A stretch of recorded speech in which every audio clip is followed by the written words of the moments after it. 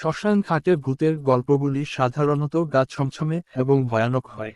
এক সন্ধ্যায় এক যুবক, শুভ্র, তার বন্ধুদের সঙ্গে শ্মশান ঘাটের কাছে গিয়েছিল। তারা শ্মশান ঘাটে বসে গল্প করছিল। হঠাৎ এক ভয়ঙ্কর ঠান্ডা বাতাস বয়ে আসে। শুভ্রের মনে হয়েছিল কিছু অস্বাভাবিক ঘটনা ঘটছে। তার মধ্যে এক বন্ধুর কণ্ঠে কিছু বিকৃত আওয়াজ শোনা যায়।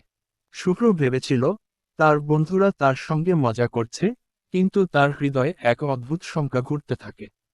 এ সময় শুভ্রের সামনে এক পুরনো মানুষ এসে দাঁড়ায়, যার শরীরে সবের মতো গা ছড়িয়েছিল। তার মুখাবয়ব অস্পষ্ট ছিল, চোখ দুটো যেন শূন্যতার গভীরে হারিয়ে গিয়েছিল। শুভ্র ভয় পেয়ে পিছিয়ে যেতে চাইলে সেই ভূত তার দিকে এগিয়ে আসে এবং গম্ভীর কণ্ঠে বলে, তুমি আমাকে ডাকিয়েছ, আমি তোমার জন্য অপেক্ষা করছিলাম। শুভ্র সাধ্যমতো দৌড়ে পালাতে শুরু করে, তবে ভূতটি তাকে অনুসরণ করছিল এবং প্রতিটি পদক্ষেপের সাথে তার ভয় আরও বেড়ে যাচ্ছিল। অবশেষে শুভ্র কোনো রকমে শ্মশান ঘাটের বাইরে বেরিয়ে আসে এবং পেছনে ফিরে না তাকিয়ে দ্রুত চলে যায়। শুভ্র সেদিনের পর শ্মশান ঘাটে আর কখনো পা রাখেনি।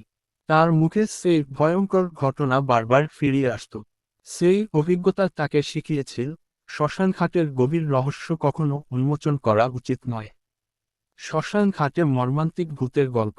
আমাদের চ্যানেলটি সাবস্ক্রাইব করে পাশে থাকা বেল আইকনে চেপে রাখুন, হাতে করে পরবর্তী ভিডিও সবার আগে শুনতে পারেন।